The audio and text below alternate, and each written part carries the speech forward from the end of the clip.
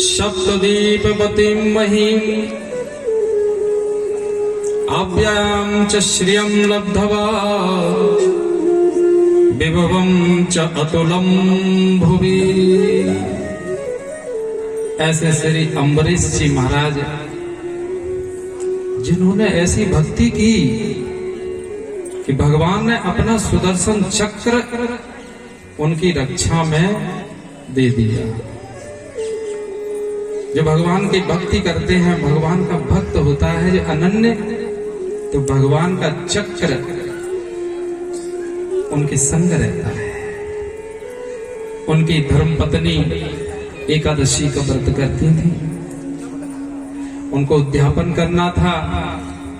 सभी संत महात्माओं को बुलाया गया, उनमें दुर्वासा जी भी थे। दुर्वासा जी महाराज के विषय में तो हम और आप सब जानते हैं, गरम दल के संत। दुर्वासा जी ने कहा कि हम जमुना जी में स्नान करने जाएंगे, उसके बाद ही आकर के तब फिर फलाहार होगा। दुर्वासा जी स्नान करने चले गए, इधर पारना खोलना था उनकी पत्नी को, तो उन्होंने जल पी लिया। जब दुर्वासा जी आए, उनको पता लगा कि इन्होंने व्रत खोल लिया, बड़े ही क्रोधित हुए। उन्होंने कहा हमें बुलाया आपने और हमें पहले भोजन कराए बिना ही व्रत खोल लिया। बड़ा क्रोध आया और उन्होंने अपनी एक जटा उखाड़ करके धरती पर पटक दी। कृत्या नाम की राक्षसी उसमें से उत्पन्न हो गई और अम्बरीश जी को मारने के लिए झपटी। लेकिन भगवान के भक्त हैं, उनकी सुरक्षा में सुदर्शन चक्र है। सुदर्शन चक्र ने जाकर के कृत्या नाम की राक्षसी का सिर धड़ से अलग कर दिया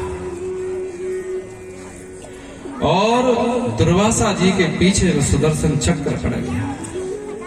दुर्वासा जी भागते और पीछे भगवान का चक्र लगा है। दुर्वासा जी जाकर के ब्रह्मा जी के पास पहुंचते हैं। ब्रह्मा जी ने कहा नहीं नहीं, हम तो आपकी रक्षा नहीं कर पाएंगे। और शंकर भगवान के पास उन्होंने कहा हम भी नहीं कर पाएंगे। विष्णु भगवान के पास गए कि आप रक्षा करिए, हम भी नहीं कर पाएंगे। क्यों?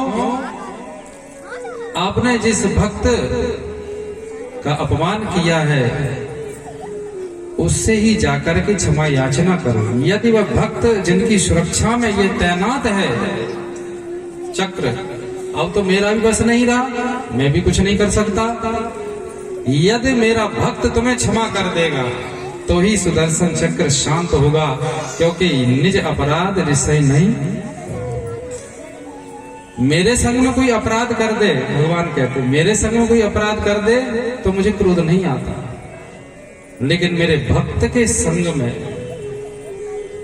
जो भगवान का भक्त हो, हाँ भाई, उसके साथ तो भगवान की शक्ति हमेशा ही रहती है। इसलिए कभी भगवान के भक्त का अपमान करना ही नहीं चाहिए। कहते हैं आप उन्हीं से जाकर के क्षमा याचना करो। दुर्वासा जी लौट करके भागते हुए आते हैं और अम्बरीश जी के चरणों में गिर पड़ते हैं कि क्षमा करो, हमसे गलती हो गई। देखा सुदर्शन चक्र तो अभी भी शांत नहीं। अम्बरीश जी ने कहा कि अब तो शांत हो जाओ, आप क्षमा याचना कर ली, हमने भी क्षमा कर दिया, लेकिन चक्र तो शांत होने को ही नहीं। भाई अपने संग में कोई गार्ड हो और कोई अपने पर आक्रमण कर दे तो वो तुरंत झपटेगा उसको। फिर जब आप स्वयं मना कर दोगे गार्ड को, नहीं नहीं लड़ो नहीं, कोई बात नहीं, छोड़ दो, और वो तब भी न माने आपकी भी, तो इसका अर्थ सीधा सीधा हुआ इनकी कोई आपसी पहले की लड़ाई है। हो गया नहीं? पहले की कोई लड़ाई नहीं। तो सुदर्शन चक्र की और दुर्वासा जी की पहले की लड़ाई कब की? द्वारका में जब एक बार दुर्वासा जी को बुलाया था भगवान ने, न्योता किया था, तो दुर्वासा जी ने कहा हम खाएंगे फैलाएंगे। तो खीर खाई फैलाई, कुछ रुक्मणी जी के मुख पर पोती, फिर उन्होंने कहा हमें द्वारका में विचरण करा के ले आओ। रथ पे बैठे और रथ में कहा घोड़े नहीं लगेंगे, रथ में एक तरफ कृष्ण लगेंगे एक तरफ रुक्मणी जी लगेंगे। उनको लगा, तब रुक्मणी जी ने कहा हम तो नहीं जा पाएंगे। उन्होंने रथ को छोड़ दिया तो उन्होंने श्राप दे दिया कि आज से तुम इनसे कृष्ण के संग भी नहीं रह पाओगी, तुम्हें अलग ही रहना पड़ेगा। तो द्वारका में आप जाकर के देखो एक स्थान आज भी जहाँ रुक्मणी मैया बाहर ही बैठी है, कृष्ण भगवान भीतर बैठे, अलग अलग। सुदर्शन चक्र ने कहा उसी दिन मैंने ठान लिया था कि इनको मैं जब भी अवसर मिलेगा छोड़ूंगा। इन्होंने हमारी मैया को अलग किया भगवान से। तब जाकर के उनको बड़ी क्षमा याचना, अमरीश जी ने कहा नहीं नहीं ये भी भक्त हैं, आपके ही भक्त हैं, भगवान के ही भक्त हैं, आपके स्वामी के ही भक्त हैं। जब ऐसी क्षमा याचना करी तो चक्र शांत हुआ। ऐसे भगवान के भक्त, और कहते हैं भगवान कि ऐसे भक्त के तो अहम भक्त पराधीनो विश्वतंत्र विदुजा साधुग्रस्त हृदय भक्ते भक्त जन प्रिया। इस प्रकार आगे की कथा में कहा गया कि भगवान श्री राम जी की कथा सुखदेव जी कहने लगे कि कृष्ण लीला से पहले राम लीला का होना आवश्यक है। इसलिए श्रीमद् भागवत महापुराण में कृष्ण लीला से पहले राम लीला बताई। क्यों? कि जो पहले मर्यादा में अपने जीवन को जी लेता है वही फिर बिहार वाली लीला करने का अधिकारी होता है। यदि मर्यादा में नहीं रहा तो रास लीला भी फिर वह करने का अधिकारी नहीं है। इसलिए पहले मर्यादा पुरुषोत्तम की कथा आती है। अब भगवान श्री राम जी कथा तो वही भागवत तो 7 दिन का होता है, और भगवान राम जी कथा तो 9 दिन चलती है। नवापरायण होता है नहीं, 9 दिन ही कथा होती है। अब 9 दिन ही कथा यहाँ कैसे कही जाए? तो बस इतना ही कहेंगे कि वाल्मीकि जी ने 24,000 श्लोकों में कही, तो वो भी कहा भाई मृत्यु लोक के लिए 24,000 श्लोक। नहीं तो ब्रह्मा जी ने जो कही, तो ब्रह्मा जी तो कहते हैं रामायण 7 कोटि 100 करोड़ ऐसी रामायण, तब उनकी कथा कैसे कही जाए? इसलिए संक्षेप में यहाँ राम जी कथा, फिर कृष्ण भगवान का प्राकट्य। कहते हैं सुखदेव जी, कटवांगद दीर्घ बाहुश्च रघु तस्मात् प्रथुश्रवा अज ततो महाराज तस्मात् दशरथो अभवत्। खटवांग के दीर्घ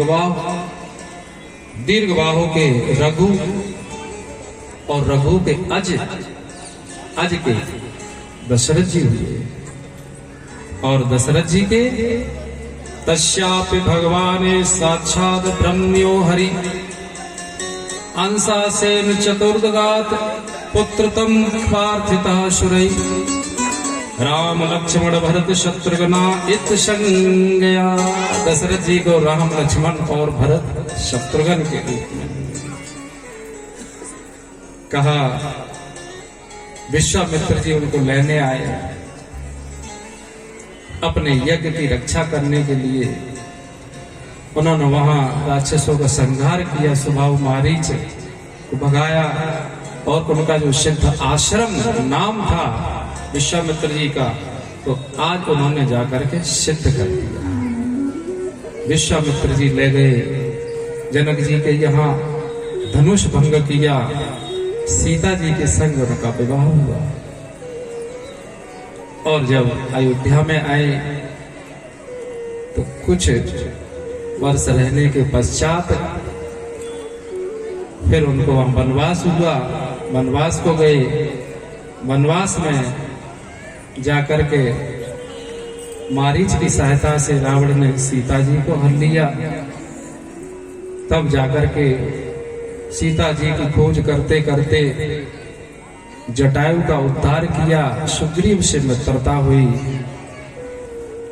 और फिर भगवान ने नल नील को लेकर के समुद्र पर पहुंचे, वहां पुल बनाया, हनुमान जी को भेजा, हनुमान जी ने लंका दहन किया, अक्षय कुमार का वध किया, उनको बांधकर अक्षय कुमार वध करने और लंका दहन करके सीता जी का पता लेकर के आए।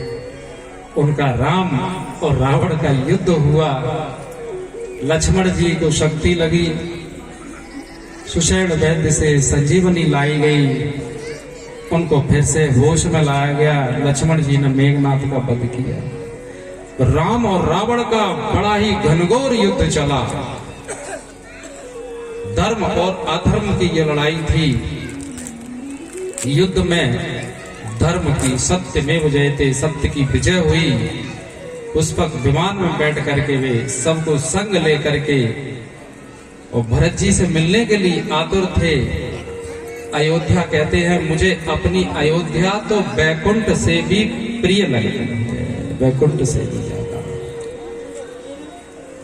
और वहां आकर के फिर जब सभी ने पूछा, माताओं ने पूछा, आपने इतने बड़े बड़े राक्षसों को कैसे मारा?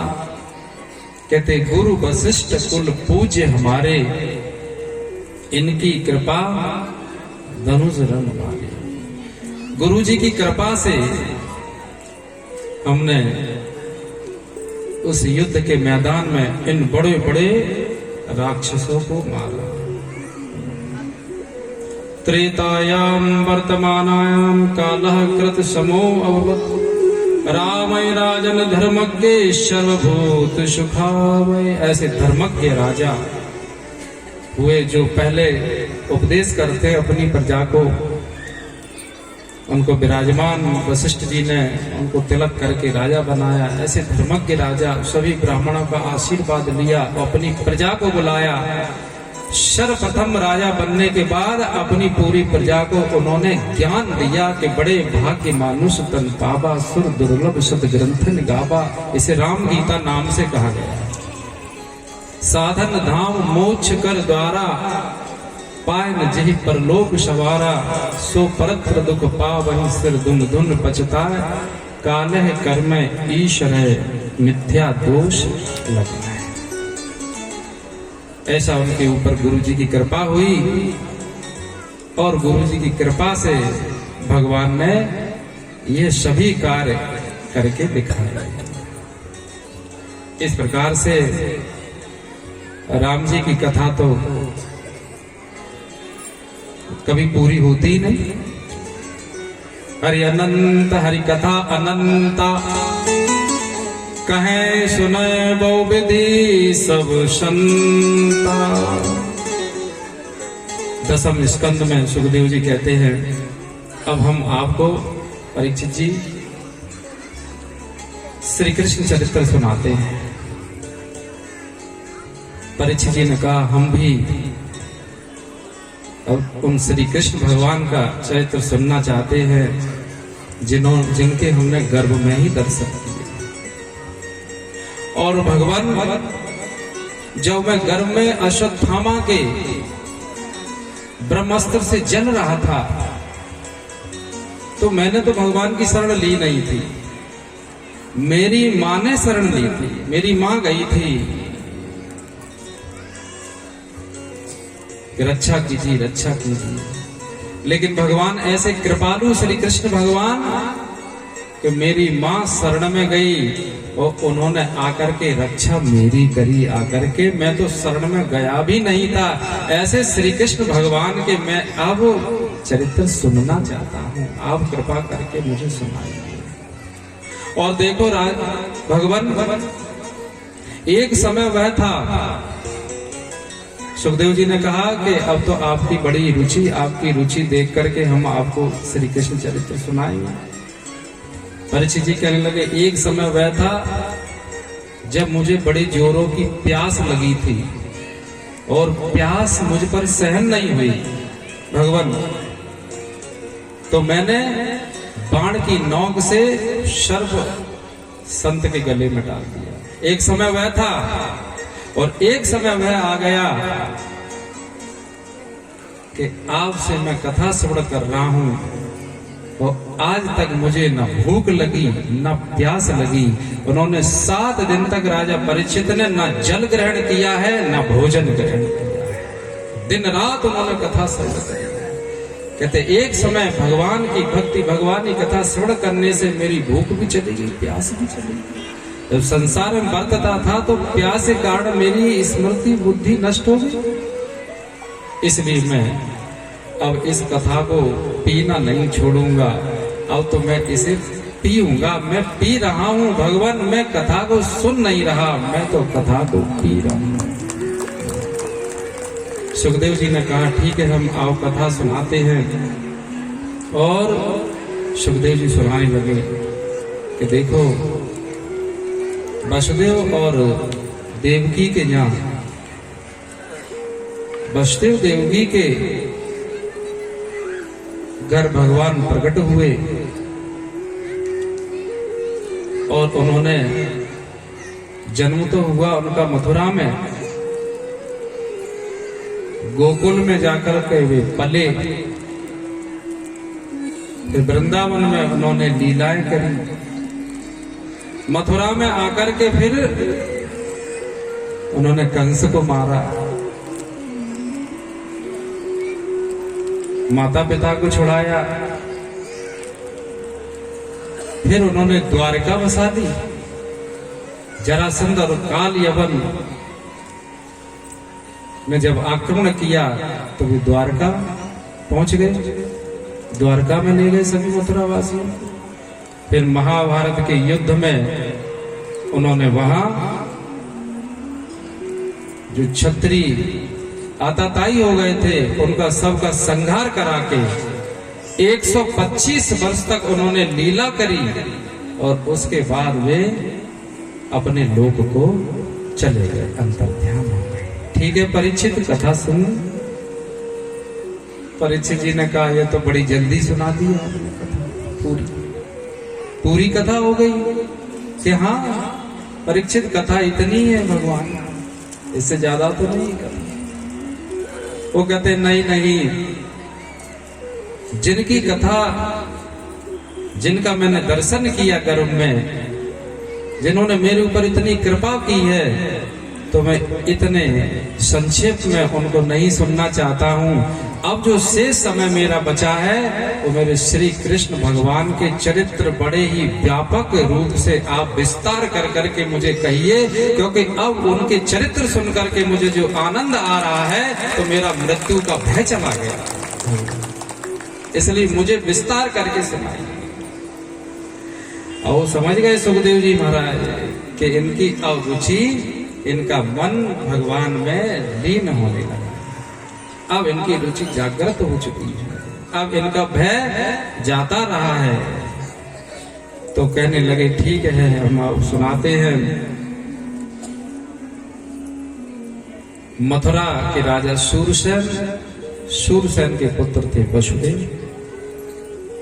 कहने लगे वसुदेव का विवाह कंस ने अपनी बहन के संग किया, और भी बहनों का विवाह वसुदेव जी के साथ ही किया था। अब ये चचेरी बहन थी तो कहा इनका भी विवाह, इनसे अच्छा और वर कहां मिलेगा, इनसे योग्य वर कहां मिलेगा। कंस को अपनी बहन देवकी से बड़ा ही प्रेम था। कहा कि हम आपके संग विवाह करना चाहते हैं। वसुदेव जी के साथ विवाह संपन्न हुआ और कहा कि हम रथ में लेकर के हम ही आपको छोड़ने चले। इस प्रकार से कंस रथ को हाँकने लगा। रथ में देवकी वसुदेव जी बैठे हुए थे। जब रथ हाँक रहा था आगे चला तो आकाशवाणी हुई कि कंस, जिनको तुम रथ में बैठाल कर ले जा रहे हो, इनके ही गर्भ से उत्पन्न 8वां पुत्र इनका तुम्हारा काल हो। कंस ने जैसे ही आकाशवाणी सुनी, कंस ने कहा तलवार निकाल ली और देवकी के बाल पकड़कर, जिससे इतना प्रेम था कि योग्य वर ढूंढ के, वसुदेव जी के प्रति कंस की बड़ी आस्था थी। लेकिन अब क्या है कि राक्षस है, असुर है, असुर में और देवता में अंतर क्या है? असुर देखो बलवान भी होते हैं और विद्वान भी होते हैं, विद्वता भी होती है असुरों में, और शक्ति भी होती है, सुंदरता भी होती है, किसी चीज में वो कम नहीं है। लेकिन फिर असुर क्यों है? बस एक ही चीज नहीं होती, उनके अंदर दया नहीं होती है। और जिस व्यक्ति के अंदर दया नहीं है, और कुछ भी हो, यदि दया नहीं है तो असुर योनि में असुर है। जिसके अंदर दया है तो भगवान का भक्त है। यही ये अंतर है। इसलिए आगे एक उपनिषद में कथा आती है, अब समय अभाव होने के कारण हम उसे नहीं कह सकते हैं।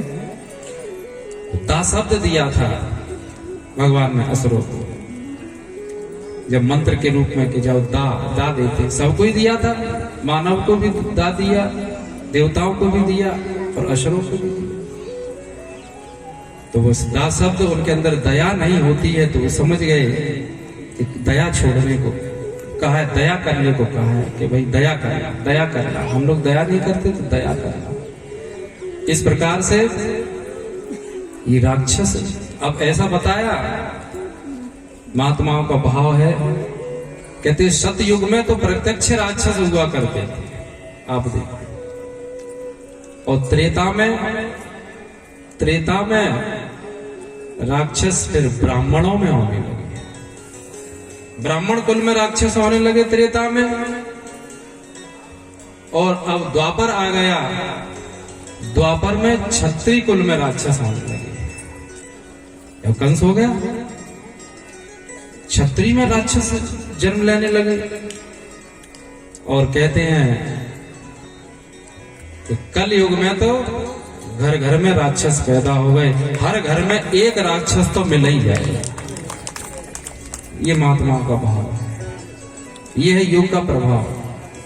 ऐसा कंस असुर, उसने बाल पकड़ लिए देवकी के, घसीटने लगा, तलवार खींच ली, गर्दन पर रख दी। वसुदेव जी ने कहा, आप तो इतना प्रेम करते थे, आपकी बहन है, फिर इसका क्या दोष है?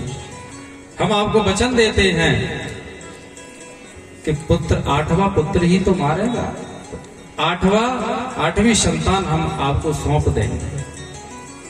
वसुदेव जी के वचन पर राक्षस लोग भी क्या है, विश्वास करते हैं।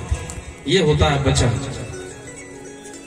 तो कंस ने सोचा कि बिल्कुल ये अपने वचन के तो बिल्कुल पक्के हैं वसुदेव जी, उन्होंने बात मान ली, ठीक है। इतने में नारद जी का आगमन हुआ। नारद जी ने कहा, क्या कर रहे हो?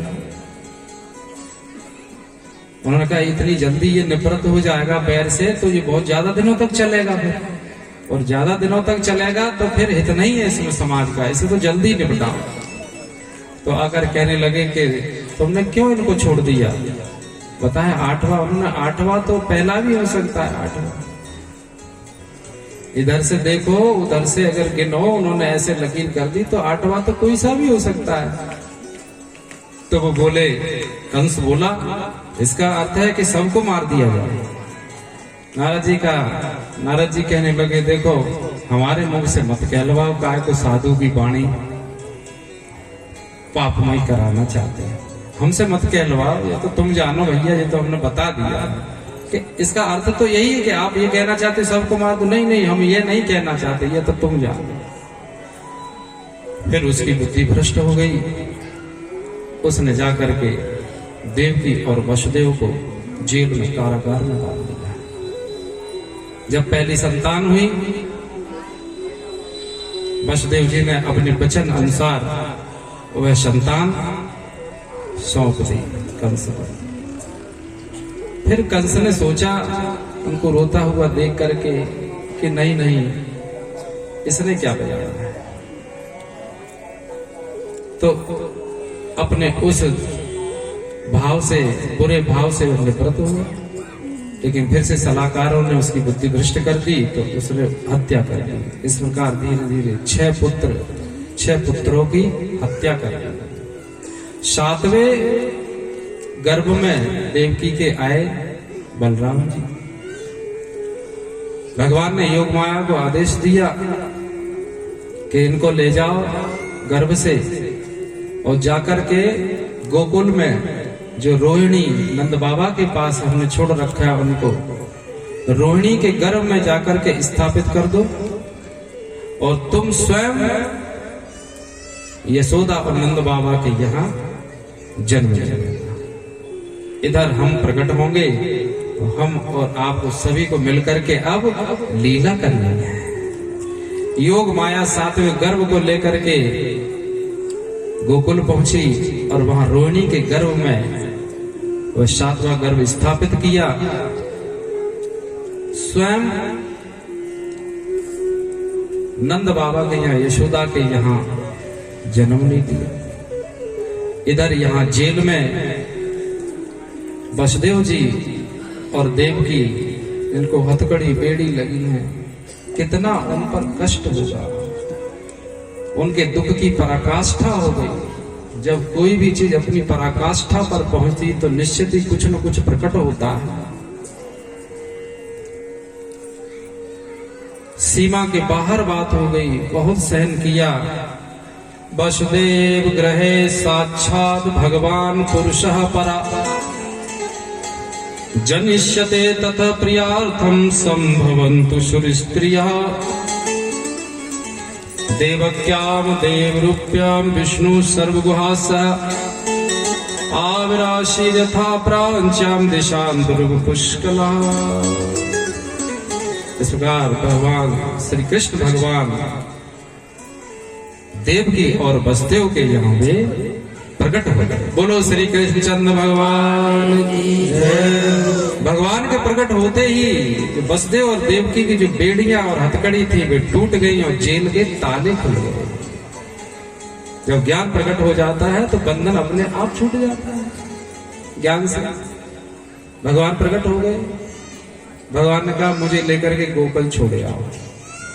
वहां सूप रखा था, सूप में बैठाल करके वसुदेव जी वहां से चल दिए। और इस प्रकार जमुना जी में जाकर के उन्होंने जैसे ही पैर रखा जमुना जी बढ़ने लगी। जमुना जी जब बढ़ने लगी तो उन्होंने जाकर के भगवान श्री कृष्ण के चरण का स्पर्श किया। फिर से घट गई। वसुदेव जी ले जाकर के गोकुल में देखा तो वहां सन्नाटा था, क्योंकि योग माया थी। जहां योग माया का प्रभाव वहां तो सन्नाटा हो गई। ले जाकर के वहीं यशोदा जी के पास ही भगवान श्री कृष्ण को लिटा दिया और वहां से उस कन्या को लेकर के वहां से वसुदेव जी निकल आए। जब फिर से आए मथुरा, जब यहाँ आए तो उनके फिर से जेल में अंदर आने पर उनकी हथकड़ी बेड़ी फिर से लग गई और कहा कंस को बताया गया, कंस को बताया गया कि उनको 8वीं संतान हो गई है। कंस आया, उन्होंने देखा कि भाई ये तो कन्या है। उन्होंने हाथ पकड़ करके झटक दी। वह ऊपर जाकर के प्रकट हुई भद्रकाली के रूप में। बोलो भद्रकाली महारानी की। और उन्होंने कह दिया कि देखो कंस, तुम्हें मारने वाला तो कहीं ना कहीं प्रकट हो चुका है। जब देवी मैया का उनको दर्शन हो गया उसको कंस को, तो उसकी बुद्धि फिर गई और उसने कहा कि इनको छोड़ दिया जाए, कोई बात नहीं है, मेरे से ये पाप बन गया। लेकिन उनके सलाहकारों ने फिर से बुद्धि भ्रष्ट कर दी, अपने पिता को जेल में डाल दिया था। और इधर जब उसने देखा कंस ने कहा कि आज जितने भी बालक जन्म लिया है बालकों ने, सभी को जाकर और ब्राह्मणों को जाकर के नष्ट कर दो। अपने राक्षसों को उन्होंने वहां से आदेश दे दिया। इधर नंद बाबा के यहाँ सुबह हुई, देखा बालक जन्मा है। तो अब तो नंद बाबा, यशोदा मैया, रोहिणी, सभी वहां के जितने भी है नगरवासी बड़े धूमधाम से वहां उत्सव मनाने लगे और वहां पर कहने लगे, जायो यशोदा जी ने मैया नंद घर आनंद भयो, जय कन्हैया लाल की।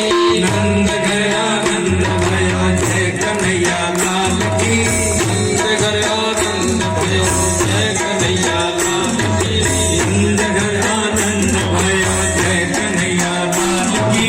हाथी घोड़ा पाल की, जय कन्हैया लाल की। हाथी घोड़ा पाल की, जय कन्हैया लाल की।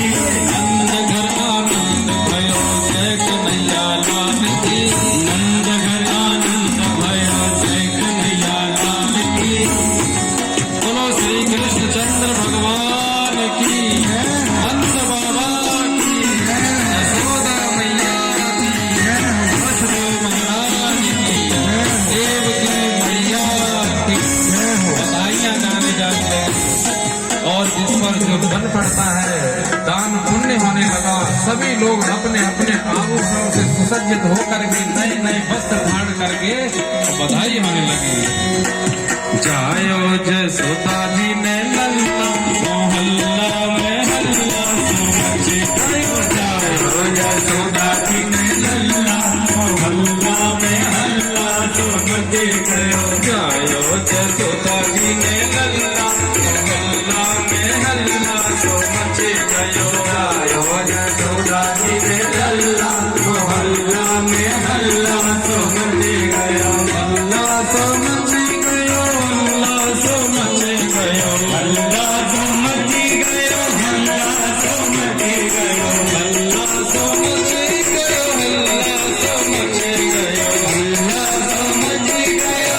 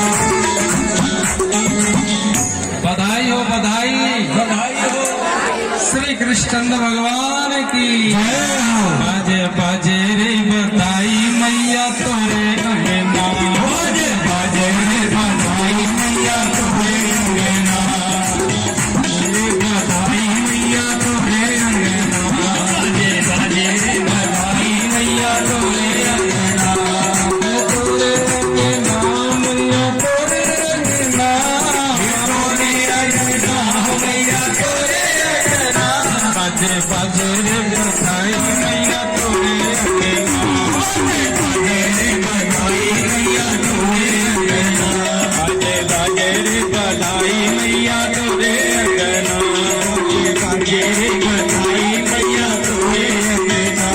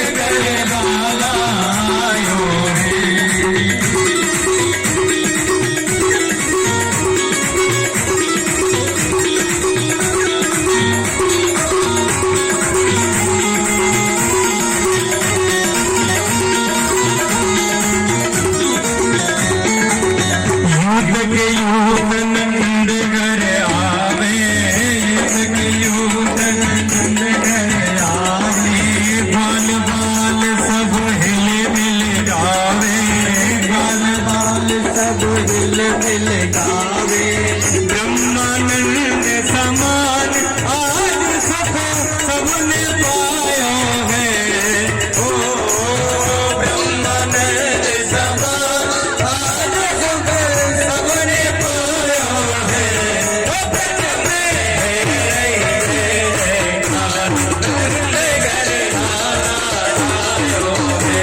ओ ब्रज में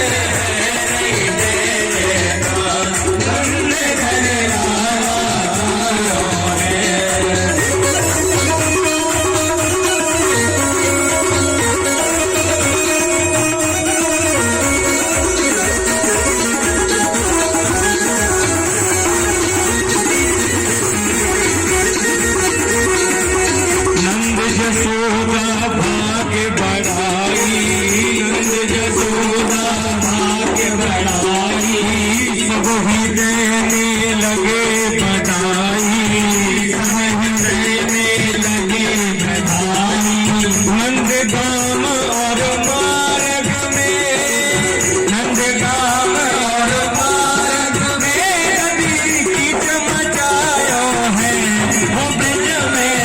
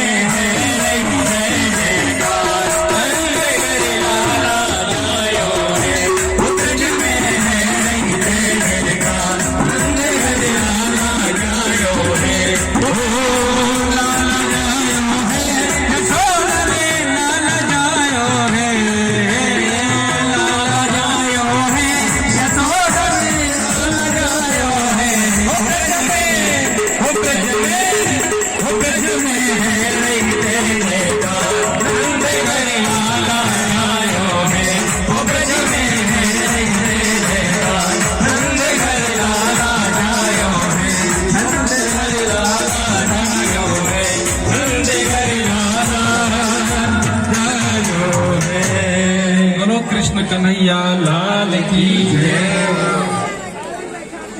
अब आरती आरती के बाद जो भी प्रसाद है बोले बांके बिहारी लाल की आरती बाल कृष्ण की जय अपनो जन्म सफल कर लीजे आरती बाल कृष्ण की जय अपनो जन्म सफल कर लीजे श्री यशोदा को परम दुलारो श्री यशोदा को परम दुलारो बाबा की अखियन को तारो बाबा की अखियन को तारो गोपिन के प्राणन दे तारो गोपिन के प्राणन दे तारो इन पहचान कावर की है अपनो जन्म सफल कर लीजे आरती बाल कृष्ण की जय अपनो जन्म सफल कर लीजे बलदाऊ को छोटो भैया बलदाऊ को छोटो भैया कनुआ कही कही बोलत मैया कनुआ कहे कहे बोलत मैया परम मुझे मन ले चुरैया मना मुझे मन चुरैया तेरे सभी मन में भर लीजे अपनो जन्म सफल कर लीजे आरती बाल कृष्ण की जय अपनो जन्म सफल कर लीजे श्री राधावर वर कन्हैया श्री राधावर वर कन्हैया ब्रज जन को नम नीत खवैया ब्रज जन को नम नीत खवैया देखत ही मन लेत चुरैया देखत ही मन लेत चुरैया अपनो